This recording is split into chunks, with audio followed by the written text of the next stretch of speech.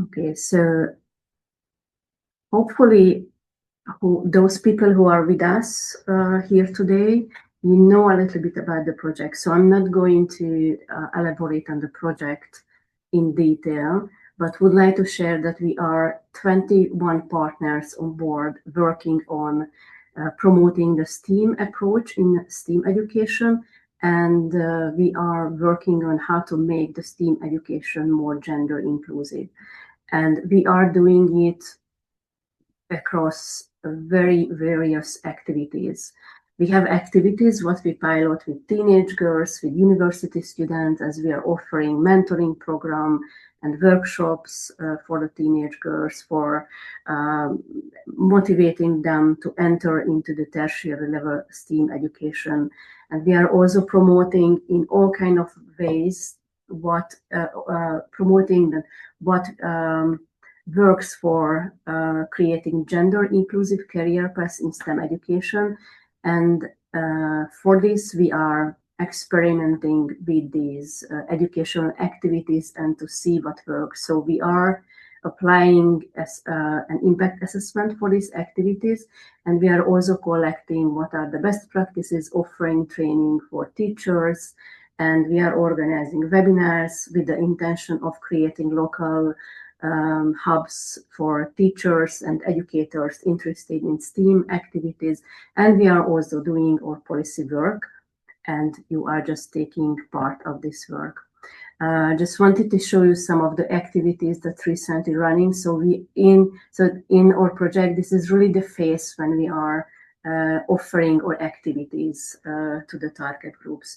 So you can see that these are pictures from Sweden, and then we just received yesterday that even a song was created with girls from North Macedonia about why they should be in, why they should join in STEM education.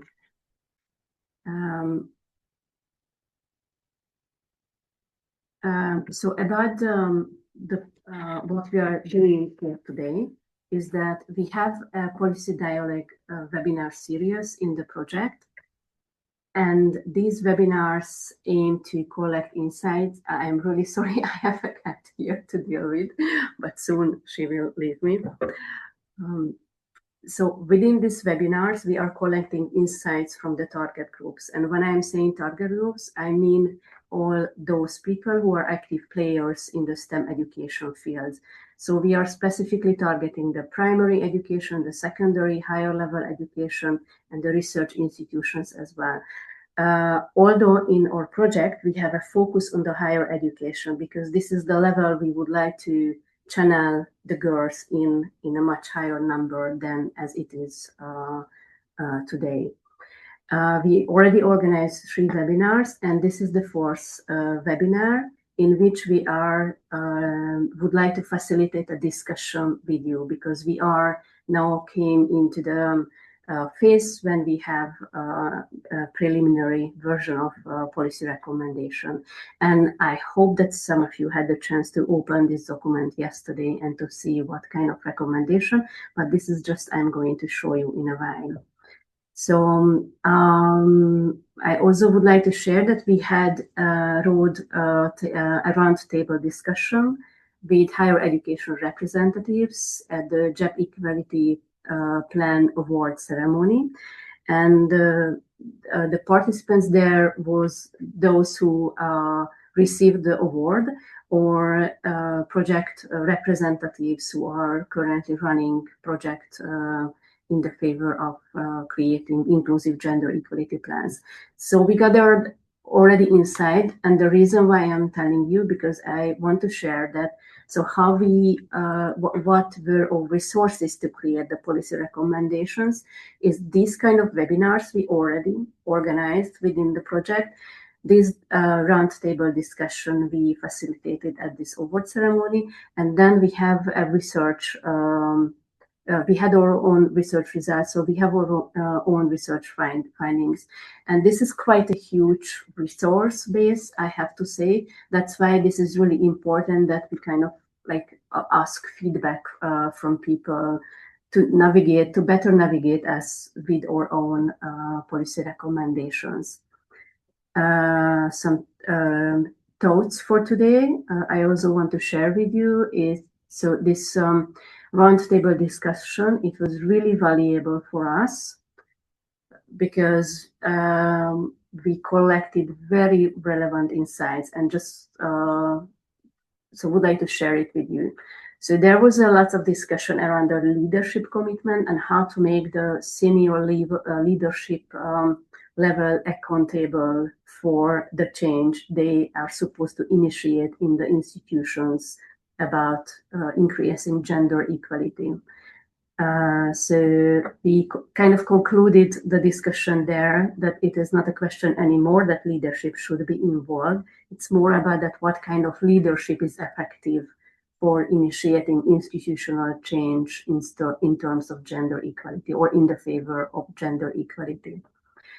The institutional embedding of gender equality is again a very important factor if we would like to achieve these institutional and cultural changes in the institutions.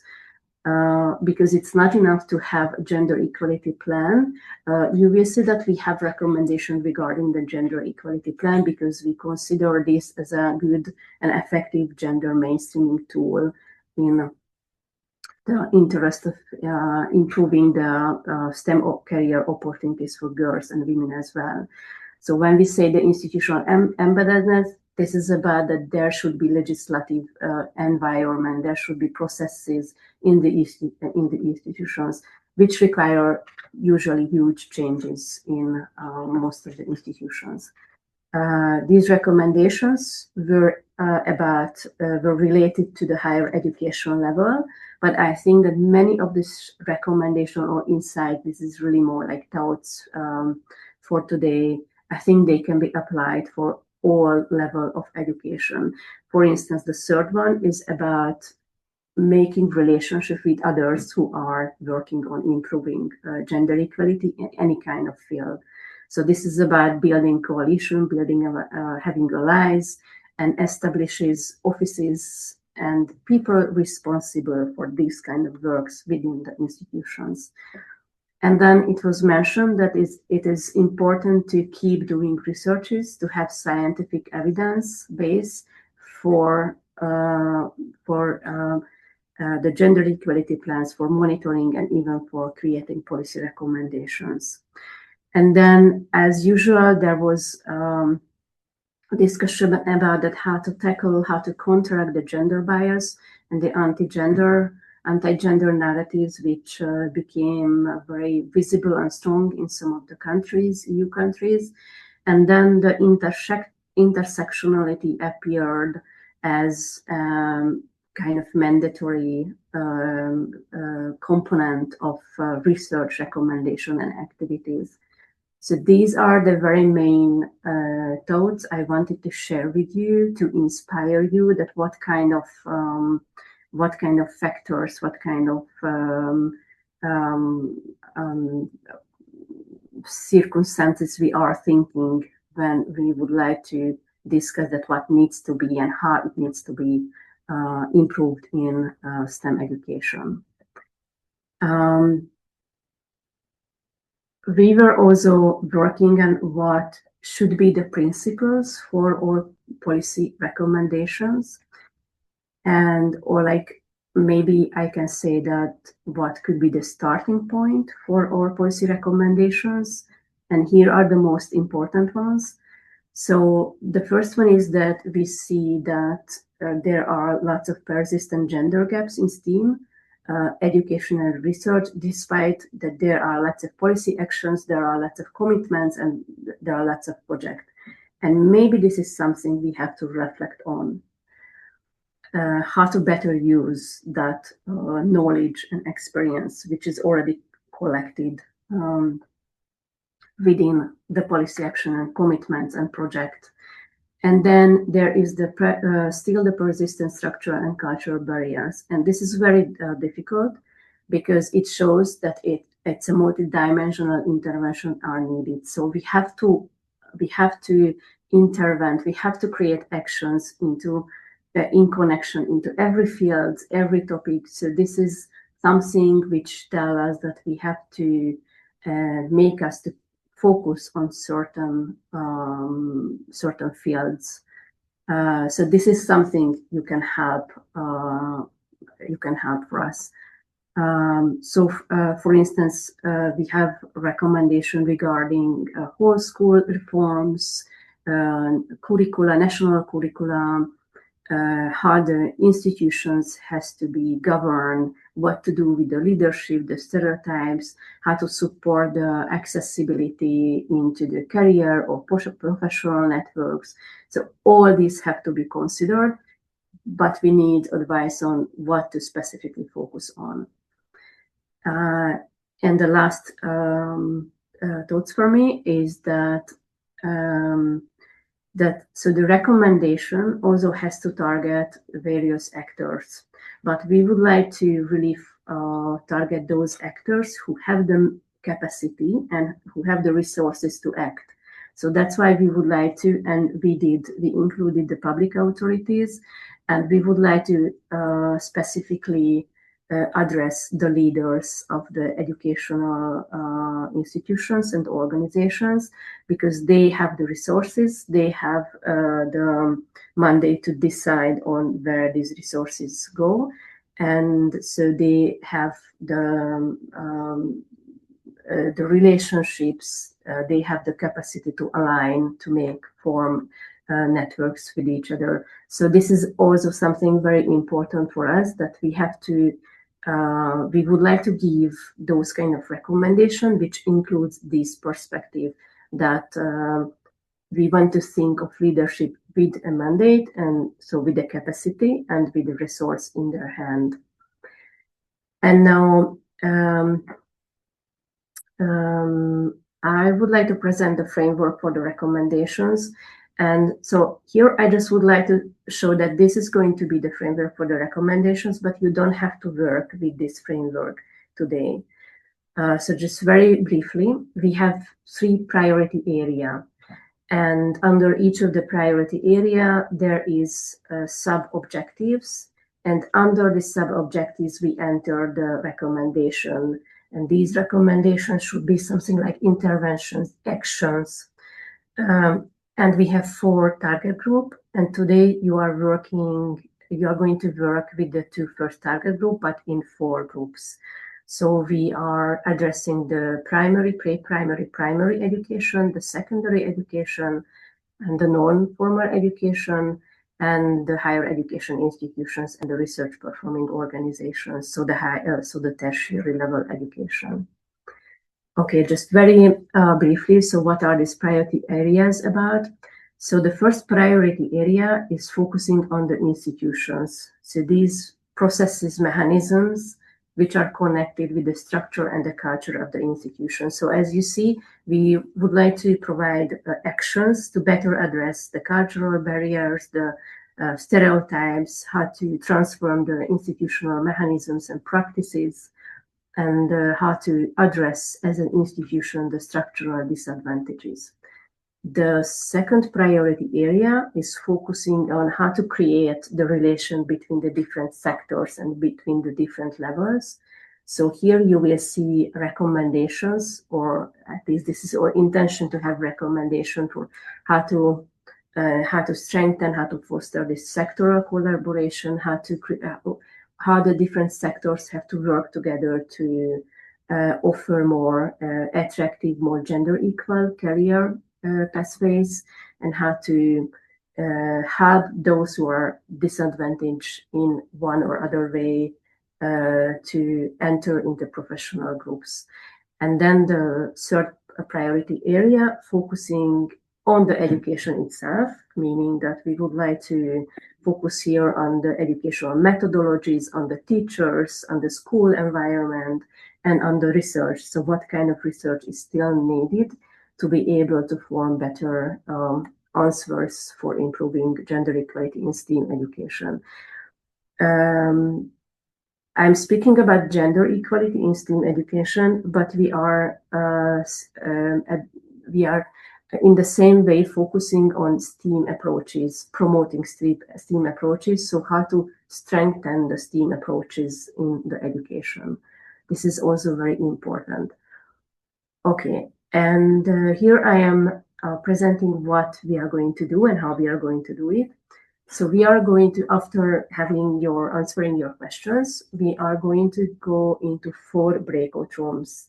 And one of the breakout room will address the pre and primary education. One is the secondary education, the third one, the non-formal education, and the fourth one is the higher education. In each rooms, there will be a facilitator, and it's going to be a structured discussion. So once you enter the rooms, you will be guided how the discussion will be done. It's going to be a 30 minutes discussion. And for the discussion, I really would like to ask you to switch on your cameras, because it just is the conversation between us. And then when the breakout room session is over, you will receive this little sign on your screen that the room discussion is going to be over in 2 minutes. So in 2 minutes, the rooms automatically stops and you will come back to this session. And here we will continue with discussing what was discussed during the breakout rooms. And I can see that there are 18 people here, which means that there are 13 people who are not from the organizing team. And so there are 4 breakout rooms, and ideally we would like to have you evenly distributed among the breakout rooms. So if you see that there are 10 people in a breakout room, please consider leaving, because your expertise might be needed in another breakout room. Okay, so let's see if my colleagues would like to add anything and if there is any question regarding the breakout rooms.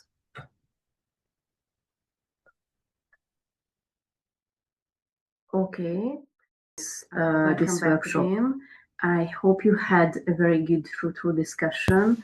And what we are going to do now is that we are going to run a table discussion. And so we will go around, and I will ask each of the group facilitator or someone else who take this role of being the reporter to share what you have discussed. How was your group discussion? There were very small groups, so I hope you had really a good discussion. So if you don't mind, let's start with the primary school education. Yes, so I was in a room with Alice, Tibor, and Gabrielle, and we were discussing the policy recommendations for pre-primary and primary education. Our group was actually very diverse. We had someone who has a child in that age, but also another person who is interested into going into this field of primary education soon. This is at least what I seem to recall.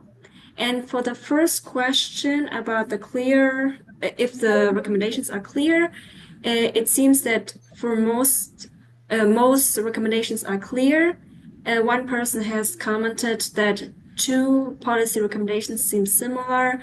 The 1.11 about the dedicated research about addressing parental influence and girls' STEM participation, as well as the 2.11 about the systemic adaptation of a whole school approach, integrating open schooling practices. So this was something that was said. Also, there was some discussion on if the policy recommendations are already fit for the age, so if it's not too early. For the second question about if there are some gaps, it seems that there are no gaps identified, and it's not really about the quantity. This was another comment. And for the third question about the enablers as well as the challenges, a big challenge was identified which is that the society is difficult to change and parents are very influential at that age. So this is a big challenge that we face. For the fourth question about which policy recommendations seem to be the most important, we were very clear on that. For the first question, actually, everybody voted on the 1.11, the dedicated research and targeted policy development addressing parental influence on girls' STEM participation. And for the second most important, it was two people said that 2.11 was important, which is the policy recommendation for systemic adaptation of a whole school approach, integrating open schooling. So yeah, I think we were very aligned on what was important and how clear everything is. So I think that would be everything summarized. Does anybody want to add on this? Alice, Tibor, or Gabrielle? I think. No. I think Yes. not. Yes, sorry. please feel free to add anything if you would like. No, I think that was a really good summary of our discussion. Okay, I didn't understand clearly what you wanted to say about that the policy didn't fit to the age. What was that again? Because I just didn't get it clearly. So what am I am missing something here. So Yes, what was so this with the age? what I understood is that some of the participants thought that it's too early for that the policy recommendations are fit more for students who are a little bit older than primary and pre. Okay. So this is what I understood. Does anybody want to correct that or emphasize on that? No, I think this is Okay. fine. Yeah. So maybe this can be taken as a gap within the recommendation we have. Yeah. I guess. Yeah. Okay, thank you very much. And then let's see what was discussed in the group about the secondary level education. Sandrine. Hello. So we had also a very good group discussion. So I was with Fozina and 𝗪𝗁. So we were just the three of us discussing the recommendation. So it was also quite kind of nice. So the first question, are the recommendation clear? So most of them, they are clear, even though they are pretty complex sometimes, a lot of information. So maybe it would be nice to make it a bit shorter or easier to read. So then it's easier to understand. The whole school concept is not clear. So that's something that needs to be explained because that was not clear. For that question, that was it. There were nothing else regarding was not clear. Then regarding the gaps. What is missing is like a central place where we could gather all the best practices, sharing resources, how to implement that, to scale this and to replicate those activities. This is missing, and that would be helpful to have this kind of place for recommendation for, providing or incentivizing this. Well, what would be nice is, I mean, we have a recommendation going in that direction, but still here to complement that, because we have a recommendation on networking, on mentoring. And here the focus were more like, is it possible? I mean, that would be nice to have a recommendation where we could emphasize a network, a more pairing of schools with either NGOs or so organization providing programs to really, so that the schools understand what the programs are about. So then they provide time and space for the students to attend those programs.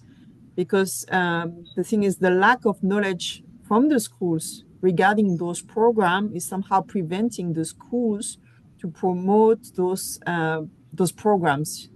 And so I think here that was more the idea of can we provide a recommendation where we could somehow promote this pairing of schools and external actors to really, so then the school understand what is those programs about and provide time for the students to attend the programs. So that was this. We had something similar, but just to somehow detail a bit what was the idea behind. And then here it's going to some recommendations, also maybe something that we could have maybe later as enablers. But what is missing is maybe a recommendation to promote hands-on activities, experience of learning science, like providing opportunities for students to attend a symposia or gathering events, getting experience on STEM fields. So direction of hands-on, promoting hands-on activities for the students. That was the gaps. Then regarding question 3, the implementation. For most of them, they believe and they understand and they think that they are realistic, at the exception of one recommendation, the recommendation 1.1.1. So the very first one about the family, because the question is like, it's very hard to implement. It's difficult how we can influence family decision, how we can measure that. And so that was the only one where they saw it a bit as difficult to influence the family. And so, but for the others, they really believe that it's realistic. But again, the main barrier here is always the matter of resources. Do we have enough resources to implement those recommendations? And again, next to the stakeholders, do they understand those recommendations? Are they willing to provide resources to implement this? So it's always the same matter. On the ground, we have the resources to implement them. And then, of course, there are the classical barriers, the cultural barriers, the language barriers, but and understanding also why sometimes, even though you have the best practices and you try to replicate those best practices in your country, why those are not working. So that would be also something that that is maybe missing. And so maybe it could be, I don't know, what to allocate that feedback.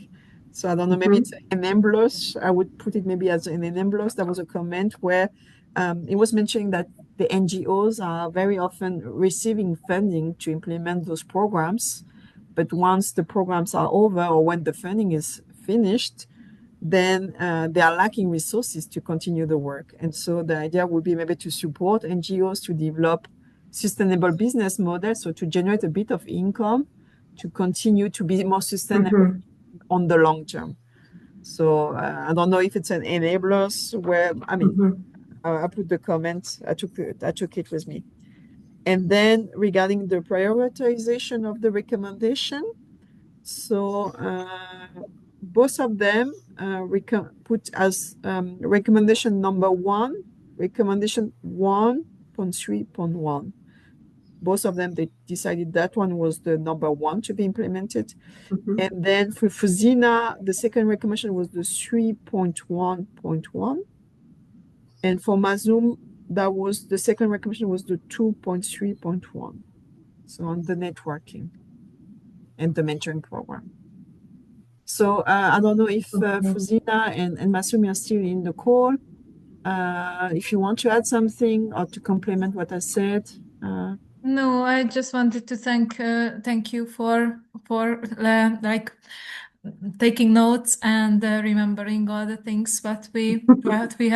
Yeah, I feel really that my opinion is important and yeah, just thank you.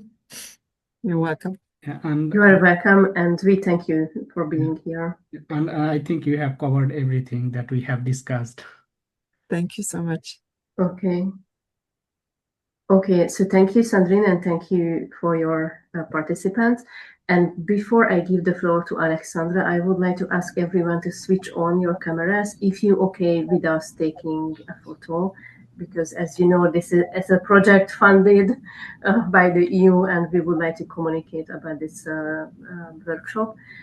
And in the meantime, you're doing this for us. I would like to ask Alexsandra to report on the higher education level recommendations. Of course, thank you, Katalin. And first of all, yes, I also would like to thank my group. It was actually a very interesting and insightful conversation, even though we had not very much amount of time. And I wish we had actually, because those insights were very, very interesting. In the sector of the higher education, we have the biggest amount of recommendations collected. So we have 16. That's quite a lot. Some of them are somehow related, but they are touching a lot of different aspects in terms of the higher education. Still,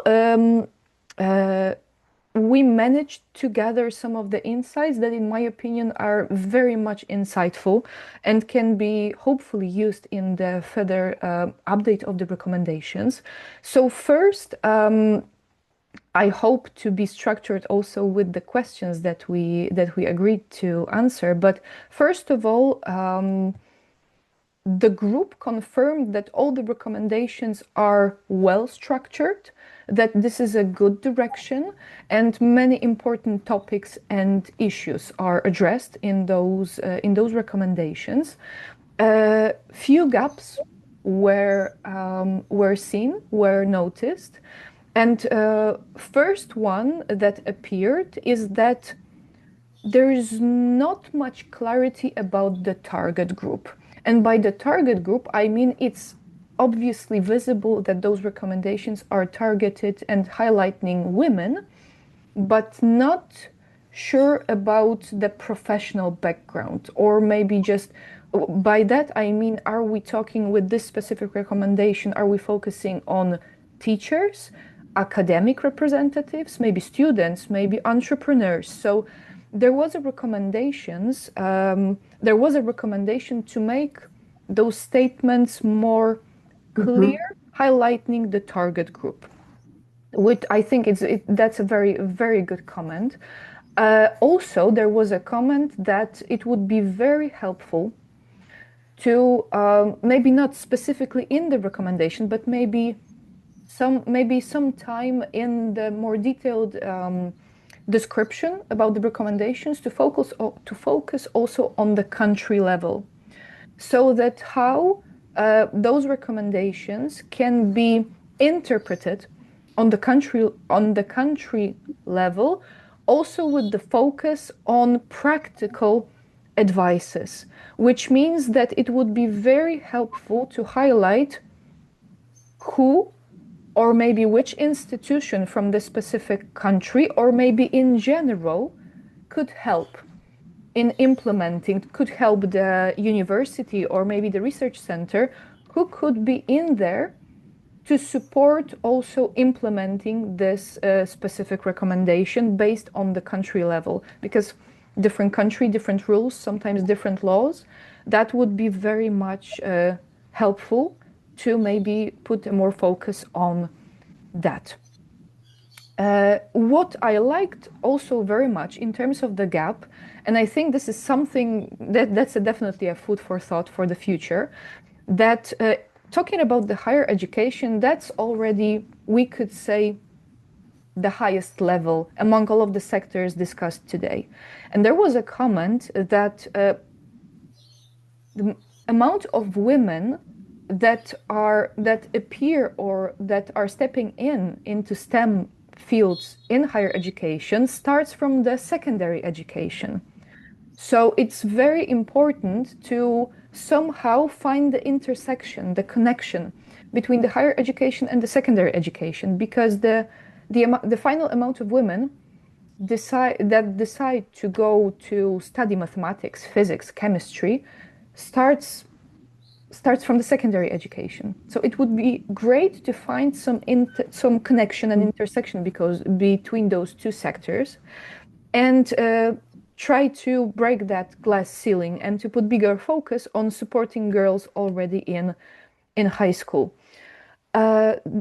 Obviously, also some barriers were noticed in terms of all of the recommendations, which might be obviously difficult, especially in the academic sector. Once women are in the sector, it appears that many times they end up, even though they have high qualifications, they end up on the lower job positions. So it goes directly to the recruitment process, which is touched in the recommendations. But it was highlighted that this is a very important recommendation in terms of the transparent employment process and more open for women. Fair payment, also very important, and a recommendation, and also to be highlighted that there is still a huge financial gap between men and women, especially in the higher education sector, so that it would be a good recommendation to make it more transparent. And the development process. There was also a comment from one of the breakout group participants that in terms of the higher education sector, the development is based on publications, on papers that are being created by the researchers, which is also very much connected with the parenthood. There are few recommendations that mention, obviously, the support that is needed in terms of young families, parents, and supporting young women, especially coming back after giving birth, because it is very much connected with the professional development in higher education. So, summing up, we also went through the question which recommendation is actually possible in maybe shorter amount of time to be implemented. And the answer was that all the recommendations might not be easy to be implemented in the short amount of time, unfortunately. But there are some of the topics that could be, with a bigger focus, perhaps implemented somehow faster. And the notice from the participants of the breakout room was to focus on raising awareness. That's for sure, and obviously thanks to also the streaming project we are doing that, but that would be a good direct recommendation for the higher education institutions. Raise awareness, especially on the leadership level. And there is also a recommendation focusing on that. It's one to one. Also the transparent employment, HR recruitment, making it more open for women to enter the STEAM sector, and focus also on disadvantaged groups. And not only women as general, but also are those disadvantaged researchers, students, maybe teachers, coming from very specific group. And to sum up also, and at the end, the networking. Networking and collecting good practices to make, to recommend to higher education to go outside the box, let's put it this way, and to find inspiration, to find good practices outside, to make sure whether those were successful, and to try to connect, network, and to implement those. So thank you very much again to Giovanna, to Sara, and to the last, I'm sorry, Despina. Yes, I have this in my notes. So thank you very much, ladies, for your all the comments, because it was very interesting, and I wish we had more time to discuss this. Thank you. Yes, thank you, and thank you very much for this detailed summary. I can hardly wait to read your notes, Alexsandra, about the discussion. And there is one room left, which was about the non-formal education, and we had one guest in this room. Peter, would you mind to summarize, because it was you like commenting the policy recommendations, if you are still here with us? Yes, No, I am think here. he's Yes, I'm okay. here, and I can So would summarize. you? Yeah, okay, thank you. So to give a really quick summary, the main benefit of the non-formal education is that it has it's a lot more agile area and can react to changes much faster. And one of the recommendations we connected to the first area, is that in many cases, and you are coming from many different countries, and you can relate to this. In many cases, parents are bringing kids to the non-formal education because they are not satisfied with the offers of the formal education.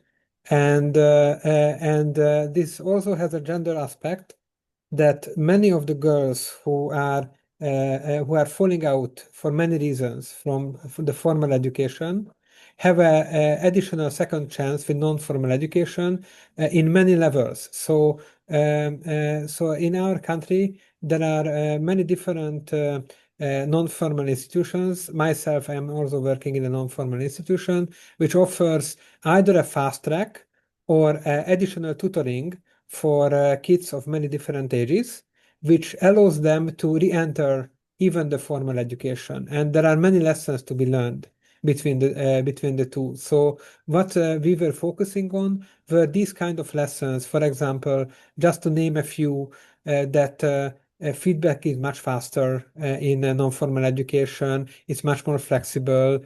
There are many cases when non-formal education, by introducing not STEM but STEAM education, the arts, is an opportunity to bring in new and more diverse group to the activity, which empowers girls to join and then to show what they are capable of on these fields. Let me see some of the notes. Yeah, it's also very important that non-formal education is really great in creating safe spaces. And safe spaces can be a great benefit for girls to rekindle or kindle their interest in STEAM subjects. And also something which we really recommended were that non-formal education should transfer its knowledge to the formal education in many different levels. For example, non-formals are really good with events, and they should transfer this knowledge to formal education, how to make an open day, how to make a larger event to show your expertise.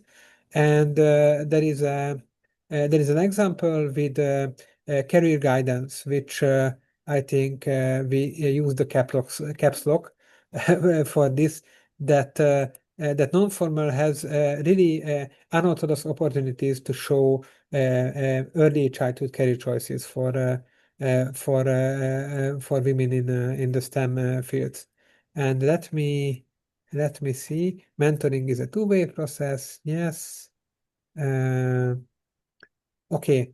We were talking about the teachers, that we should Yeah. Okay. because there was a recommendation about the teachers education, and so you were saying you were recommending that we should evaluate the teachers more. I mean, not only Yes. to support the teachers in learning new knowledge, but we should evaluate the teachers, how they are teaching, because we were speaking in that how hard it is to change their mind on the gender stereotypes. Yeah, exactly. So this The could be a non-formal tool for them. is much faster with the feedback also. Most of the non-formal education I am aware of, no matter which country it is from, code clubs, robotic clubs, scouting, religious special organizations, they usually do a feedback form at the end of each and every session. And this kind of fast feedback is really beneficial for the teachers. They can change really fast and accommodate to the group because it's a non-formal formal setting. And this kind of approach can be implemented in teacher training for formal education. This is something I do in my job, and it works. So it's a really great dynamics which is happening there. So that's what, and also we highlighted the importance of ready-made tools coming for the formal education. The non-formal is great with experimenting. And the formal education has a much harder time to experiment because they are on a track already, and it's pretty hard for them to change. And if non-formal experiments a new tool, the new tool is a great benefit for the formal educators because they don't have to go through the whole process. They just have to jump in and use the mindset for the new tools to be used in the educational setting. That's generally true for any part of the formal, non-formal collaboration. And also a final note, for the non-formals, it's also very beneficial to have a connection to the formal education, because they are always in a relation. You know, the parents are always looking for the best opportunities in every level of the education. I think that summarizes everything. Okay, thank you very much. So as you can see, we were really speaking about how to strengthen the relation between the formal and the non-formal education, and we did not have the time for voting for the first best one and the second best or most important recommendation. So thank you very much for all of you. We hope that you will have the chance to still visit this platform, and maybe you can enter new notes, because this is going to be open for a while. And I just would like to also say that once we will have a better version of the recommendation, we will open the platform for the public. So there will be opportunity to revisit the recommendations. And we already planned for that to attach for each recommendation a good practice, or like a good case, like a good example. So that's already what we planned. It just we are not at this stage with the recommendation. So thank you all for being here with us. This was very valuable for us that you dedicated your time and efforts to provide us feedback. I have to say that this is the end of the workshop. So thank you and have a nice evening.